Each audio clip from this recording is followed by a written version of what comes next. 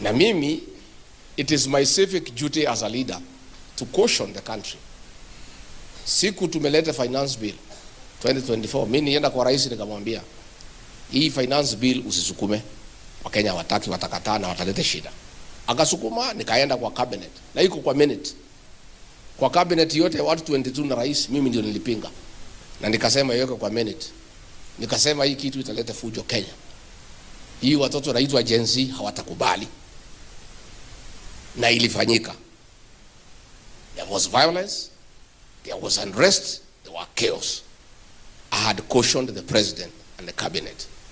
So what we are saying is, we have a civic duty as leaders. If we see a situation that can cause unrest in the country, we must say so. That does not mean that we are advocating for anybody to fight anybody. We are saying we have seen it before. It can happen again. What they are unhappy about, na ndio wanashida wakinipigia kelele, hawataki tukubushe watu mambo ya Kiambaa ile kanisani. Tulikusamehea lakini hatuwezi hau. Ulichoma watoto wetu ndani ya kanisa. We will keep on reminding you. I know that is why you are unhappy. Na tulikuwa karibu tusahau until ulituma watu pale Kasarani, pale Mweki PCA Church, ndani ya kanisa, vijana wakuje kutuua sisi ndani ya kanisa. Tukalinganisha hiyo na ile ya Kiambaa. So rais na watu yako, kama unataka tuachane kuzungumza mambo ya Kiambaa, wacha kutuma wahuni makanisani na kwa mazishi kulete fujo. We forgave, but we did not forget.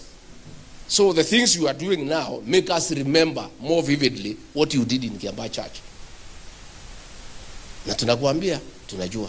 Nimeona huyu Mr. Yesa na huyu waziri wa usalama wakiandika, hakuna, hatutakubali violence in Kenya.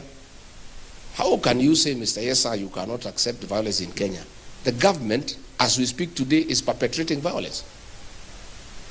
Pale 31st of December, Nyeri, Kabiroini showground, yule kiongozi wa ile kundi ambaye ilihangaisha watu hapa Murang'a, si mnamjua?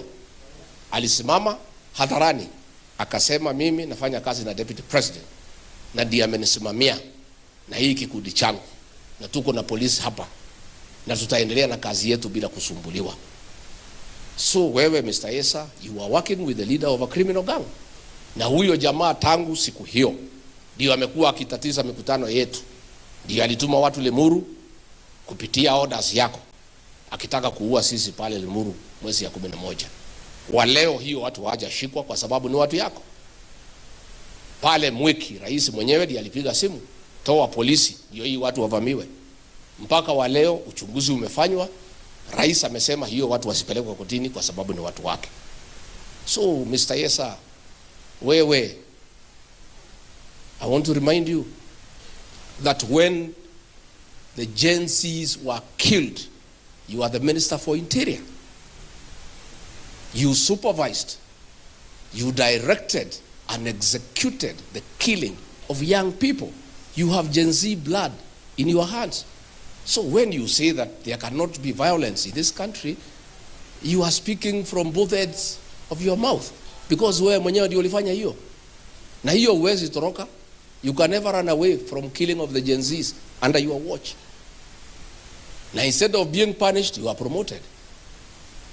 So mimi niseme, tunataka serikali, huyu waziri Murkomen, can you order wale watu walitupiga Limuru wakamatwe wapelekwe kotini? Can you give instructions wale watu walituumiza Mweki ndani ya kanisa wapelekwe kotini? Can you say huyu leader of the criminal gang alivamia Reverend Dorcas pale Kamukoji ground na wahuni wake wakamfukuza na kuketi kiti ya mhubiri, hawajashikwa? And then you are here telling us that the government cannot allow political violence. Yet today there is political violence sponsored by government.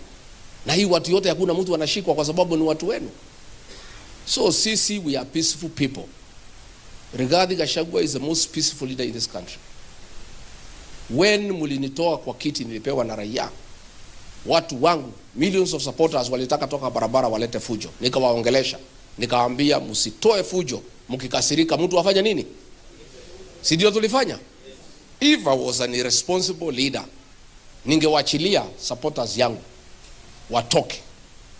Can you imagine kama ni Raila Odinga alitolewa kwa kiti, ingekuwa namna gani? Kama ni Ruto angetolewa kwa kiti, ingekuwa namna gani? But I am a responsible leader myself. I am a very peaceful man. I am a Christian. And I told my supporters, bitter as you are, please, violence begets violence. We cannot go into violence. Please go home and sing. And they started singing, and they are still singing. Sisi, we don't want any change through violence. We don't want change through unconstitutional means.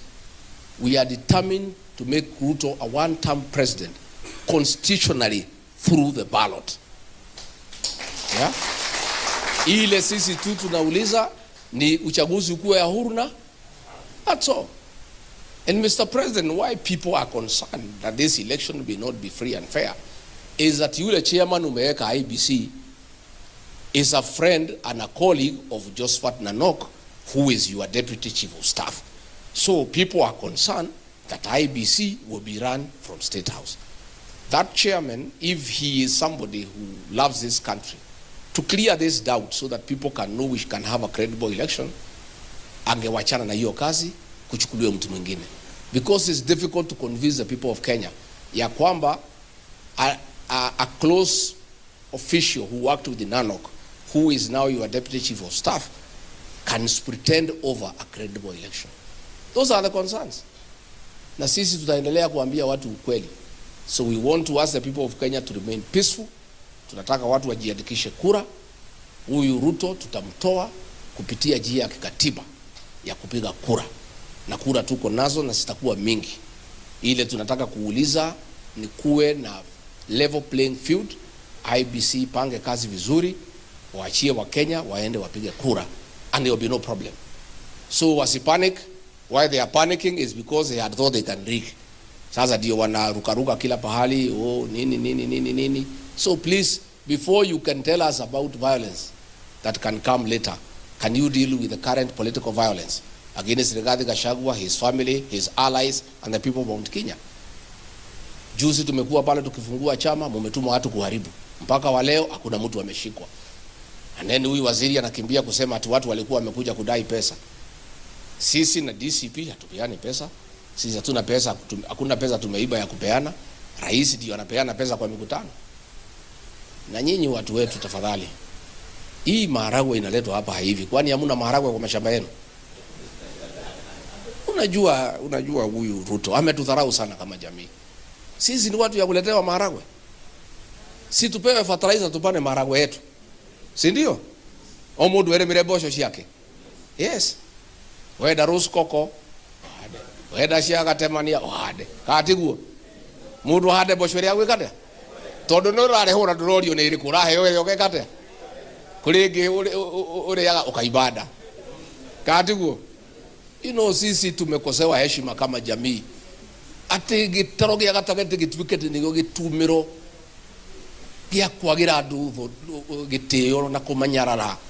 Ati mboco cia rutwo kura ikarutwo ikareherwo atimia guku ati mari. Ati ciringi 500 igacario ikareherwo nake manywe njohi. Kai tutagirehe mbeca cia kahua twohere andu a mathire mao. Muthuri akorwo na gitio gyake na indo ciake na mutimia wake na ciana ciake. Ura twaikaraga tene.